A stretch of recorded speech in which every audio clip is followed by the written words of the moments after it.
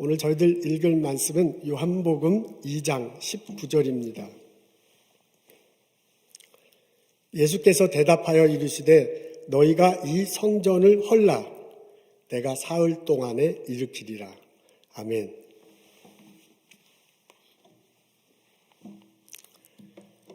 유월절이 다가올 때 예수님과 제자들이 예루살렘 성을 향했습니다.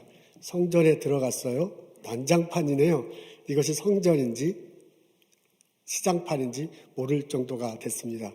예수님께서요, 노끈을 가지고 채찍을 만드셨대요. 그리고 양과 소를 쳤습니다. 내쫓았어요. 그 바람에 그 주변에 있던 비둘기도 날아갔습니다. 장사하는 분들에게 갔어요. 동전을 이렇게 막 쓸어버리고요. 그리고 그 상을 뒤집어 엎었습니다.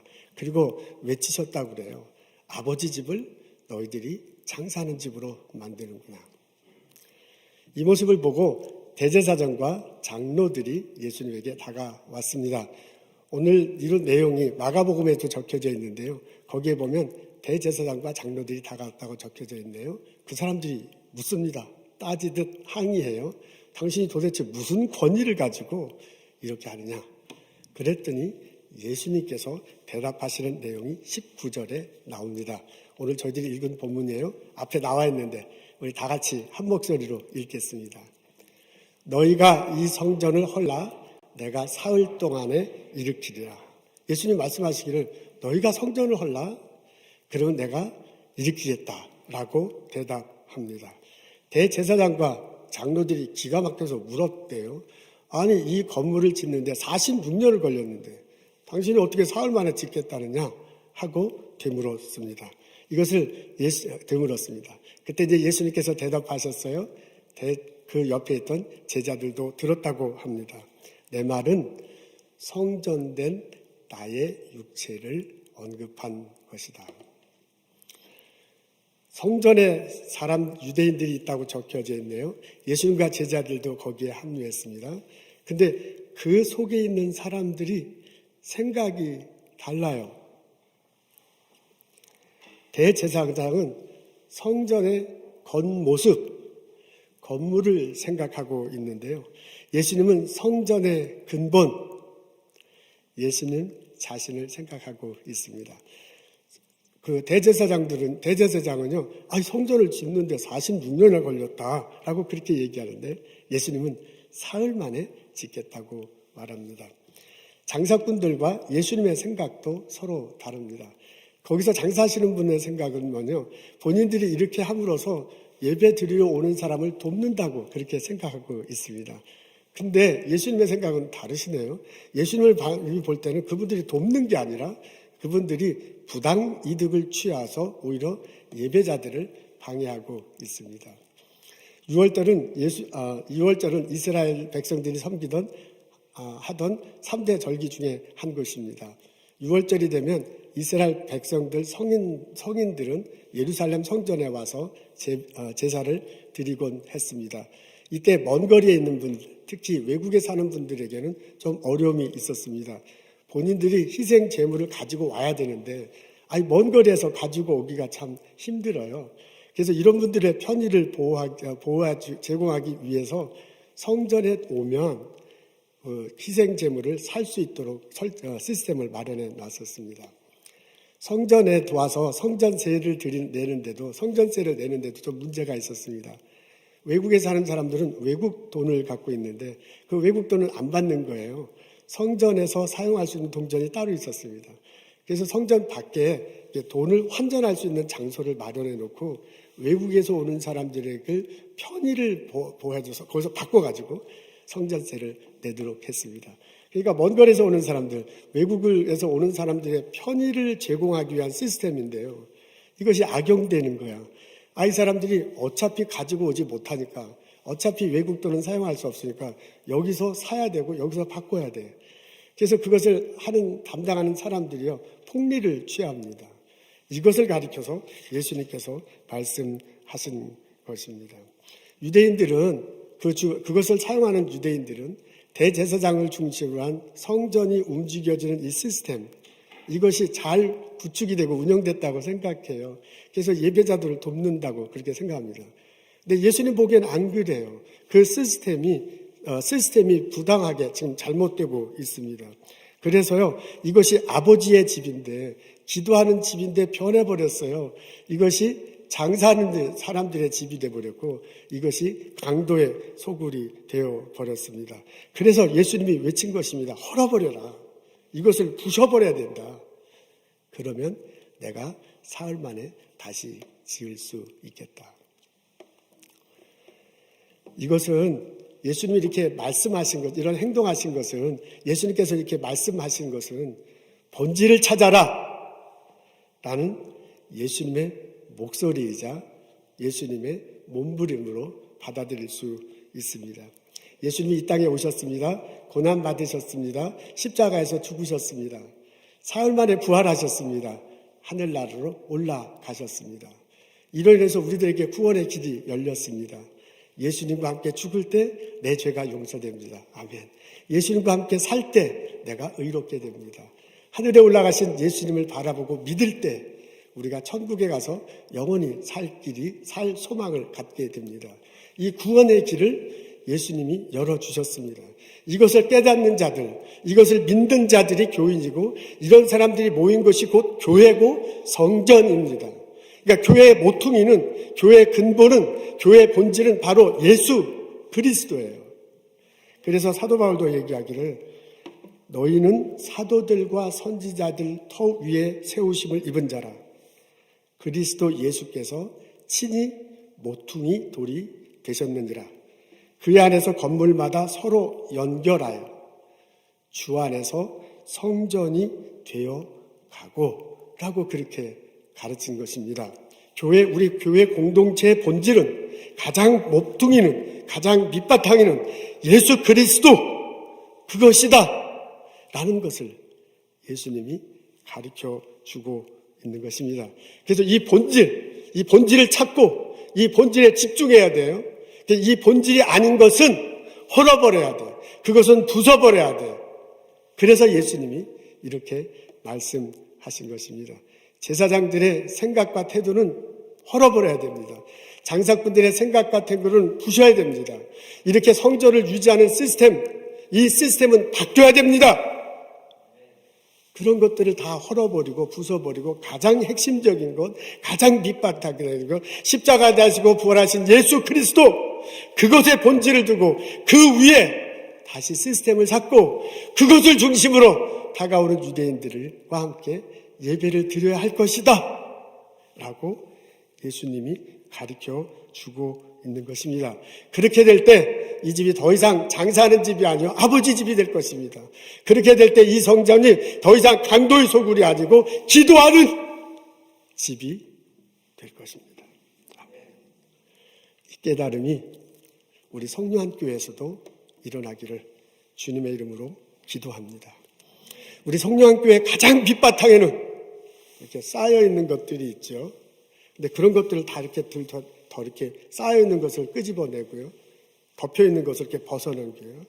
가장 밑바탕, 가장 핵심을 들여다볼 때 가장 근본적인 것에는 십자가에 달리시고 부활하신 예수님의 있기를 기도합니다. 아멘. 바로 그것 위에 우리의 시스템을 세워야 돼요. 그 시스템에 따라 운영해야 되는데 그 시스템을 세우고 운영한 결과로 우리 교우들이, 예배자들이 교회에 와서 예수님이 누구신가를 배우고 예배자들이 하나님께 찬양 드리고 예배하는데 가장 잘 예배할 수 있도록 초점이 맞춰져 있는 그런 시스템이어야 될 줄로 믿습니다.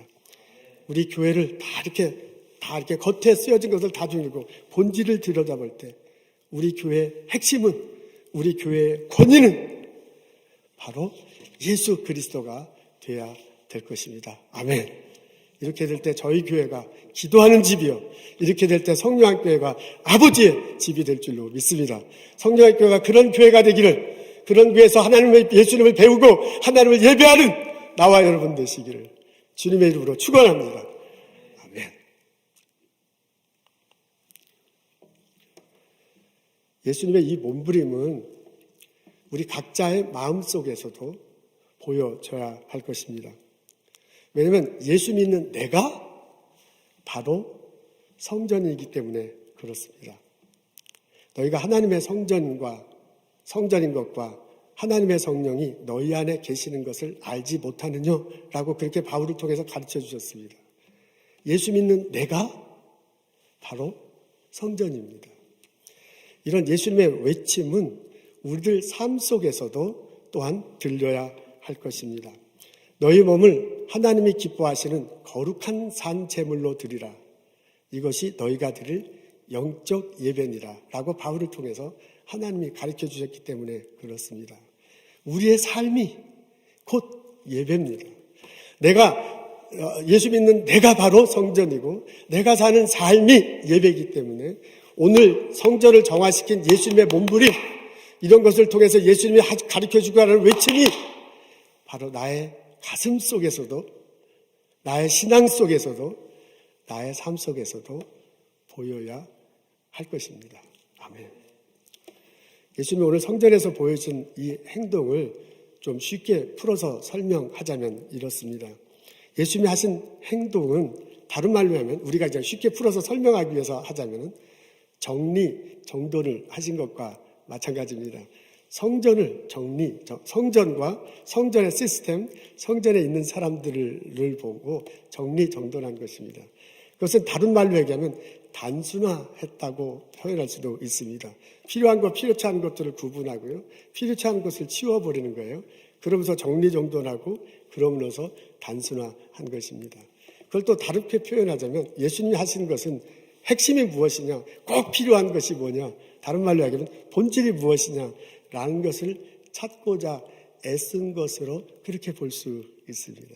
그러니까 예수님이 성전 정화하신 것을 일반화시켜서 우리가 잘 적용하기 위해서 좀 쉽게 표현하자면 예수님이 하신 것은 정리정돈한 것이고요. 예수님이 하신 것은 단순화시킨 것이고요. 예수님이 하신 건 가장 중요한 것, 본질이 무엇인가를 찾고자 애를 쓴 겁니다. 그래서 그 본질, 그것에 중심을 둬서 다시 우리의 삶을, 우리의 신앙 체계를 세우고 우리의 삶을 세워나가고 인생을 살아가도록 요청하신 것으로 받아들일 수도 있습니다. 이렇게 생각하면 이런 과정이 예수님께서 하시고자 한 것을 나의 신앙 세계, 나의 신앙 체계에도 적용하고 들여다보아야 할 필요가 있습니다. 여러분, 우리는 보스턴에서 이민 1세대로 살아가고 있습니다. 어렵게 살지만 지금 팬데믹을 통해서 더 고통스럽지만 그래도 지금 우리가 이민 1세대로 이곳에 살면서 우리가 가진 것이 있잖아요. 우리가 누린 것이 있잖아요. 그래도 우리가 내세울 것들이 있습니다. 감사하게도 하나님께서 주신 것들이죠. 저희들이 향유하는 것들이 있습니다. 이것들을 다시 한번 예수님의 말씀을 생각하고 다시 한번 되돌아볼 필요가 있다, 그것입니다. 특히 나의 마음, 나의 신앙생활을 들여다볼 수 있습니다. 내가 지금 마음으로 생각하는 것들이 있어요. 내 마음속에 있는 것들이 있어요. 그것이 꼭 필요한 것인가? 그것 중에서 어느 것은 필요하지 않고 어느 것은 필요한 것인가? 한번 정리정돈한 시간을 가지면 얼마나 좋겠습니까? 그 중에서 필요하지 않은 것을 이렇게 좀 버리고요. 다른 것은 꼭 필요한 것을 들여다보고 이것이 정말 필요한 것인가? 이 중에서 어느 것이 제일 필요하고 어느 것이 좀 덜 필요한가? 이렇게 우선순위를 둘 수 있습니다. 다른 말로 하면 단순화시킬 수 있습니다. 그러다 보면 내 신앙 체계예요. 내 생각하는 데 있어서 가장 중요시 여기는 것이 무엇인가를 찾을 수 있어요. 이 내 마음속에서 가장 중요한 것이요. 이 내 겉들 레벨 속에서 가장 중요한 것이 무엇이냐. 나 삶을 이렇게 이게 정리정돈하고 마음을 좀 단순화시키고 우선순위를 두다 보면 내가 가장 소중하게 여기는 것이 있어. 본질. 그게 무엇이냐? 그게 십자가 다시고 부활하신 예수님이기를 기도합니다. 그 예수님을 위해, 예수님 위에 모퉁이돌을 삼아서 내 신앙을 다시 쌓을 수 있습니다. 내 가치관을 다시 형성할 수 있습니다. 내 삶을 다시 세우고 운영할 수 있습니다. 그런 정리정돈하는 과정, 그런 단순화시키는 과정, 그런 본질을 찾는 과정, 예수님이 내 삶의, 내 신앙생활의 가장 근본이다 라고 고백하는 과정, 이 과정이 우리들에게도 필요합니다. 사순절을 살아가는, 우리 옷은 사순절을 지내고 있습니다. 나의 마음을 정리정돈하고 내 신앙생활을 정리정돈하는 나와 여러분 되시기를 소원합니다. 그 과정에서 예수님이 본질로 삶을, 그 예수님 때문에 신앙생활 다시 되고 삶을 세워가는 과정 속에서 내 삶이 의미 있게 될 것입니다. 내가 좀 더 풍성한 삶을 살아갈 수 있게 될 것입니다. 내가 예수님의 제자로서 하나님을 예배하며 사는 삶이 될 것입니다.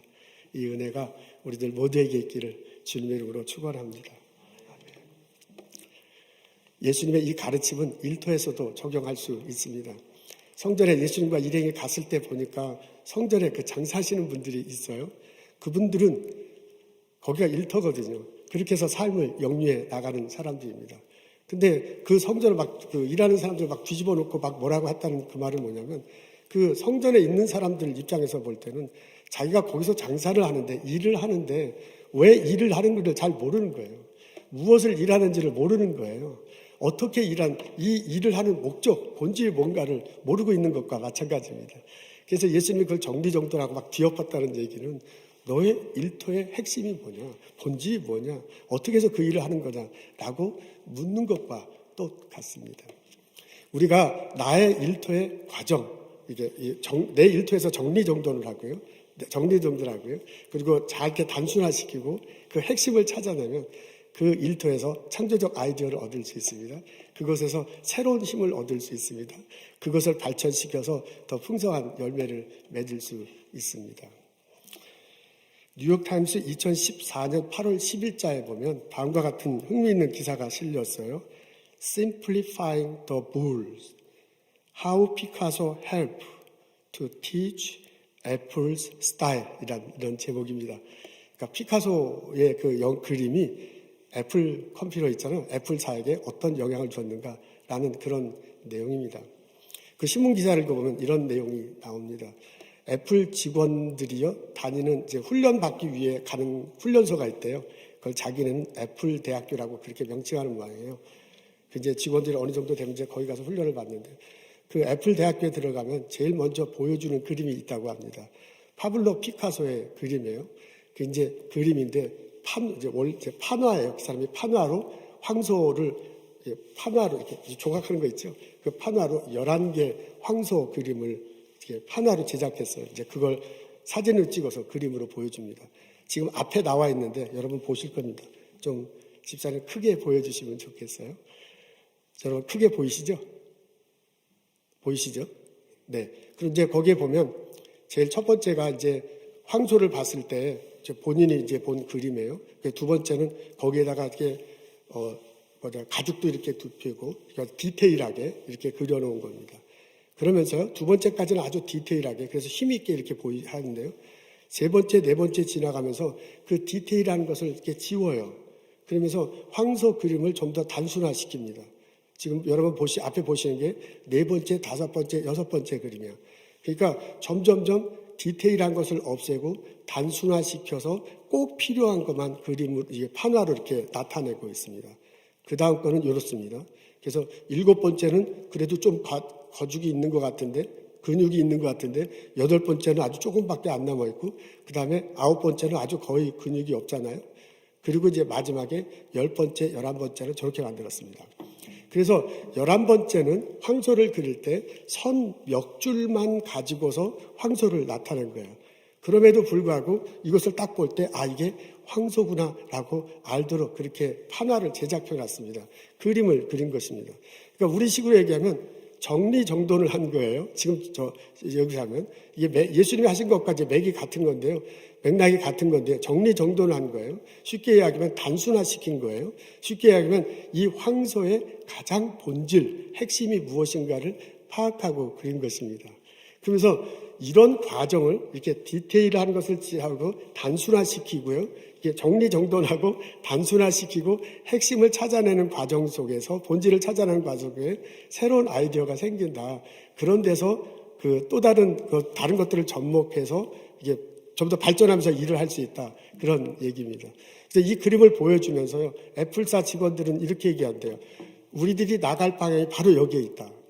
지금 앞에 애플 컴퓨터에 그 마우스가 보였어요. 지금 여러분 보시기 맨 왼쪽은 아주 오래된 거고요. 이게 조금씩 발전해 나간 모습입니다. 아주 단순화된 이런 모습을 볼 수 있습니다. 지금 그 아티클에서 말하고자 하는 건 그거예요.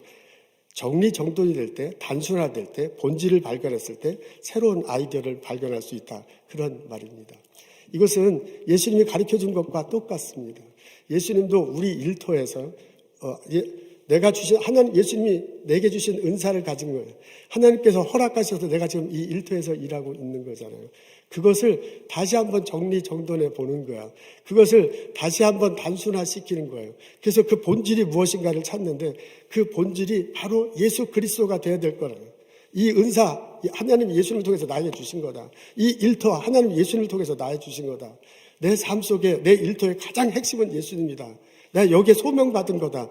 라고 고백하고 그 본질을 예수 그리스도에 놓을 때 거기서부터 그렇게 단순해 나갈 때 새로운 창조력이, 새로운 에너지가 새롭게 가야 할 길이 밝혀질 거다. 그 말입니다. 오늘 예수님께서 성전을 정화하신 것을 그렇게 해석하고 우리들을 받아들일 수 있습니다. 여러분 쉽지 않지만은 내 은사를 다시 한번 뒤돌아보는 시간을 가졌으면 좋겠습니다. 내가 일터에서 일할 때 내 일터에서 일하는 방식이 있어요. 습관이 있어요. 내가 일터에서 만나는 사람들이 있어요. 그 사람을 내가 어떻게 대하는가 한번 다시 생각해 보세요. 그리고 정리정돈해 보세요. 필요한 것과 필요 없는 것이 나올 거예요. 그러니까 필요 없는 것은 버려버려. 필요한 것들을 놓고서 그것을 다시 재정돈해. 어떤 것이 가장 중요한 것인가. 그래서 가장 중요하게 내 일터에서 가장 중요하게 여기시는 것, 그것이 바로 예수 그리스도가 되기를 소원합니다. 예수님께서 내게 은사 주신 것이다. 예수님께서 내 일터를 허락하셨다. 저 사람 예수님이 보내주신 거다. 라는 마음가짐으로 일하게 될 때 예수님이 내 일터에 함께 하셔서 예수님이 샘물이 되실 거예요. 예수님이 샘물이 되셔서 퐁퐁퐁 생수를 보다내서요. 내 일터 속에, 내 연구소 속에, 나와 학생들과의 관계 속에서 내 회사 속에 새로운 아이디어가 솟아나는 그런 힘이 되실 거야. 예수님의 샘물이 이렇게 송송송송 나와가지고요. 내 시스템을 바꿔야 되는 거잖아요. 시스템을 바꾸는데 아이디어를 주실 것입니다. 예수님이 생수가 송송송 나오고 그 생수 마시려고 사람들이 내게 와.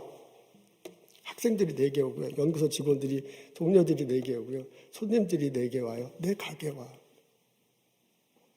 그 깨달음이, 그 은혜가 있기를 소원합니다.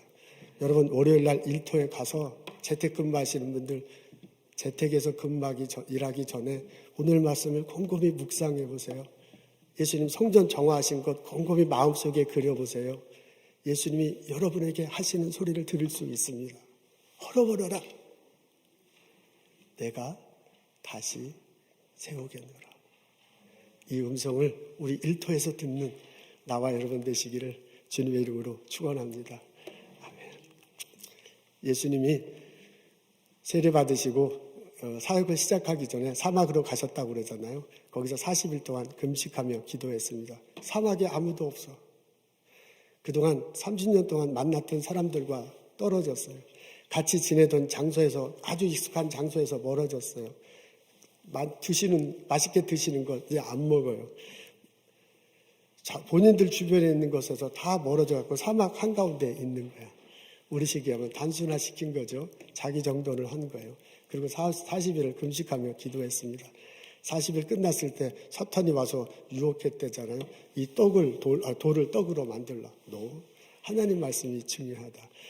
성전에 데려가서 한번 뛰어내라. 하나님 시험해보라. 하나님 시험하면 안 된다. 그러잖아요. 너 나한테 경배하면 내가 이 세상 거 다 주겠다. 하나님만을 경배해야 된다. 그 말을 해요. 여러분 그걸 곰곰이 읽어보면 예수님이요 모든 초점이 하나님 앞에 달려 있어요.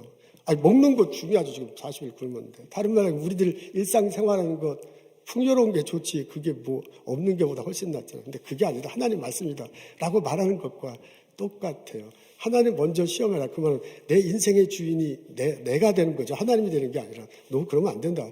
내 인생의 주인은 하나님이 되어야 된다. 지금 그런 얘기잖아요. 그리고 거기서 이제 하나님께 마귀한테 경배하라니까 너 하나님만 경배한다. 그러니까 40일을 하면 정리정돈하면서 단순화시키면서 본질을 찾았는데 그게 뭐냐면 하나님이야. 내가 하나님 때문에 여기 왔다. 내가 살아야 할 것은 하나님이다. 하나님이 나를 보내주셔서 십자가 다시고 부활하게 하겠다. 그 본질, 핵심, 그것을 분명히 하고요. 거기서부터 사역을 시작했어요. 그게 출발점이에요. 거기서 에너지가 나와요. 거기서 무슨 일이 할 일이 나와요. 거기서부터 내가 가야 할 목표가 분명해져서 그 사역을 다 감당할 수 있었습니다. 이 은혜가 우리들에게 있기를 주님의 이름으로 소원합니다. 우리 교회가 무엇 때문에 있는가를 되돌아보는 시간을 가졌으면 좋겠습니다. 내가 예수 믿는 사람으로 내 신앙의 근본이 무엇인가를 되돌아보는 시간을 가졌으면 좋겠습니다. 일터에서 내가 왜 일하는가를 묻고 본질을 찾는 그런 시간을 가졌으면 참 좋겠습니다. 우리 사순절을 보내고 있습니다. 말씀 앞에서 나 자신을 둘러보십시오. 말씀 앞에서 내 일터를 둘러보십시오. 예수님께서 나에게 말씀해 주시는 소리를 들을 수 있습니다. 헐어버려라. 내가 다시 세우리라. 기도하겠습니다. 하나님, 우리들 삶 속에 함께 하심을 고백합니다. 예수 그리스도 믿을 때 내 마음속에 성령의 모습 오셔서 나의 주인이 됨을 고백합니다.